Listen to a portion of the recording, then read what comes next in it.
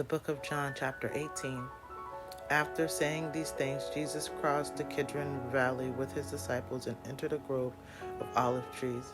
Judas, the betrayer, knew this place because Jesus had gone there many times with his disciples. The leading priests and Pharisees had given Judas a battalion of Roman soldiers and temple guards to accompany him. Now, with blazing torches, lanterns, and weapons, they arrived at the olive grove. Jesus fully realized all that was going to happen to him. Stepping forward to meet them, he asked, "Whom are you looking for?" "Jesus of Nazareth," they replied. "I am he," Jesus said. Judas was standing there with them when Jesus identified himself. And as he said, "I am he," and they all fell backward to the ground. Once more he asked them, "Whom are you searching for?" And again they replied, "Jesus of Nazareth." "I told you that I am he said. "And since I am the one you want, let these others go." He did this to fulfill his own statement, "I have not lost a single one of those you gave me." Then Simon Peter drew a sword and slashed off the right ear of Malchus, the high priest's servant. But Jesus said to Peter, "Put your sword back into its sheath. Shall I not drink from the cup the Father has given me?" So the soldiers, their commanding officer, and the temple guards arrested Jesus and tied him up. First they took him to Annas, the father-in-law of Caiaphas, the high priest that year. Caiaphas was the one who had told the other Jewish leaders, "But better that one should die for all." Simon Peter followed along behind, as did another of the disciples. That other disciple was acquainted with the high priest, so he was allowed to enter the courtyard with Jesus. Peter stood outside the gate. Then the other disciple spoke to the woman watching at the gate. She let Peter in. The woman asked Peter, "Aren't you one of Jesus' followers?" "No," he said, "I am not." The guards and the household servants were standing around a charcoal fire they had made because it was cold, and Peter stood there with them, warming himself. Inside, the high priest began asking Jesus about his followers and what he had been teaching them. Jesus replied, "What I teach is widely known because I have preached regularly in the synagogues and the temple. I have been heard by people everywhere, and I teach nothing in private that I have not said in public. Why are you asking me this question? Ask those who heard me. They know what I said." One of the temple guards standing there struck Jesus on the face. "Is that the way to answer the high priest?" he demanded. Jesus replied, "If I said anything wrong, you must give evidence for it. Should you hit a man for telling the truth?" Then Annas bound Jesus and sent him to Caiaphas, the high priest. Meanwhile, as Simon Peter was standing by the fire, they asked him again, "Aren't you one of his disciples?" "I am not," he said. But one of the household servants of the high priest, a relative of the man whose ear Peter had cut off, asked, "Didn't I see you out there in the olive grove with Jesus?" Again, Peter denied it, and immediately a rooster crowed.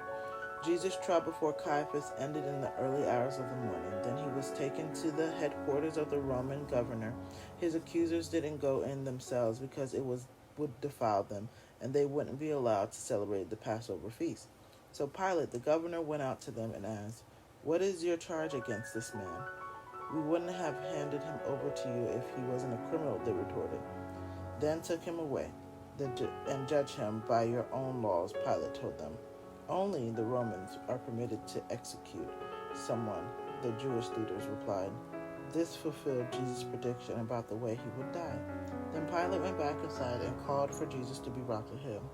"Are you the king of the Jews?" he asked. Jesus replied, "Is this your own question, or did others tell you about me?" "Am I a Jew?" Pilate asked. "Your own people and their leading priests brought you here. Why? What have you done?" Then Jesus answered, "I am not an earthly king. If I were, my followers would have fought when I was arrested by the Jewish leaders, but my kingdom is not on this world." Pilate replied, "You are a king then.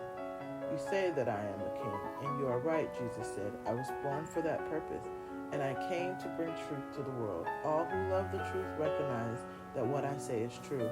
"What is truth?" Pilate asked. Then he went out again to the people and told them, "He is not guilty of any crime, but you have a custom of asking me to release someone from prison each year at Passover. So if you want to, I'll release the king of the Jews. But they shouted back, no, not this man, but Barabbas. Barabbas was a criminal. The book of John, chapter 19. Then Pilate had Jesus flogged with a lead-tipped whip. The soldiers made a crown of long, sharp thorns and put it on his head, and they put a royal purple robe on him. Hail, King of the Jews, they mocked, and they hit him with their fists. Pilate went outside again and said to the people, I am going to bring him out to you now, but understand clearly that I find him not guilty. Then Jesus came out wearing the crown of thorns and the purple robe, and Pilate said, Here is the man. When they saw him, the leading priests and temple guards began shouting, Crucify, crucify. You crucify him, Pilate said. I found him not guilty. The Jewish leaders replied, But our laws, he ought to die because he called himself the Son of God. When Pilate heard this, he was more frightened than ever. He took Jesus back into the headquarters again and asked him, Where are you from? But Jesus gave no answer. You won't talk to me? Pilate demanded. Don't you realize that I have the power to release you or to crucify you? Then Jesus said, You would have no power over me at all unless it was given to you from above. So the one who brought me to you has the greater sin. Then Pilate tried to release him, but the Jewish leaders told him, If you release this man, you are not a friend of Caesar. Anyone who declares himself the king is a rebel against Caesar. When they said this, Pilate brought Jesus out to them again. Then Pilate sat down on the judgment seat on the platform that is called the Stone Pavement. It was now about noon of the day of preparation for the Passover, and Pilate said to the people, Here is your king. Away with him, they yelled. Away with him. Crucify him. What? Crucify your king? Pilate asked. We have no king but Caesar, the leading priest shouted back. Then Pilate gave Jesus to them to be crucified. So they took Jesus and led him away, carrying the cross by himself. Jesus went to the place called Skull Hill. There they crucified him. There were 2 others crucified with him, one on each side, with Jesus between them. And Pilate posted a sign over him that read, Jesus of Nazareth, the King of the Jews. The place where Jesus was crucified was near the city, and the sign was written in Hebrew, Latin, and Greek, so that many people could read it. Then the leading priest said to Pilate, Change it from the King of the Jews, he said. I am King of the Jews. Pilate explained, What I have written. It says exactly as it is. When the soldiers had crucified Jesus, they divided his clothes among the 4 of them. They also took his robe, but it was seamless, woven in one piece from the top. So they said, Let's not tear it, but throw dice to see who gets it. This fulfilled the scripture that says, They divided my clothes among themselves and threw dice for my robe. So that is what they did. Standing near the cross were Jesus' mother and his mother's sister, Mary, the wife of Cleophas, and Mary Magdalene.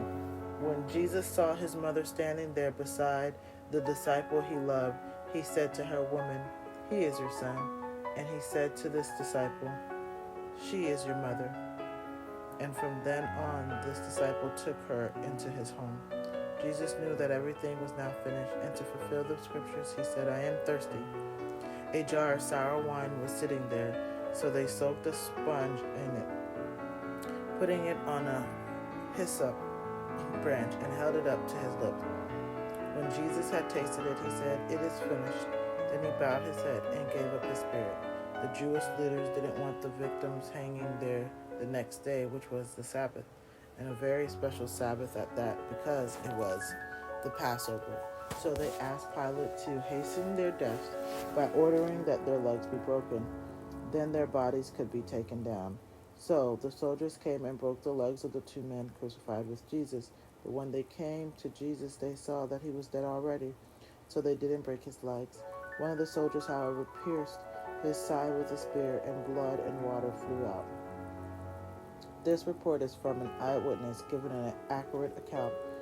It is presented so that you also can believe. These things happen in fulfillment of the scriptures that say, Not one of his bones should be broken, and they will look at him whom they pierced. Afterward, Joseph of Arimathea, who had been a secret disciple of Jesus, because he feared the Jewish leaders, asked Pilate for permission to take Jesus' body down. When Pilate gave him permission, he came and took the body away.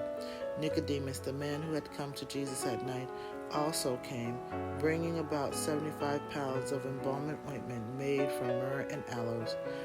Together they wrapped Jesus' body in a long linen cloth with the spices, as is the Jewish custom of burial. The place of crucifixion was near a garden where there was a new tomb, never used before. And so, because it was the day of preparation before the Passover, and since the tomb was close at hand, they laid Jesus there.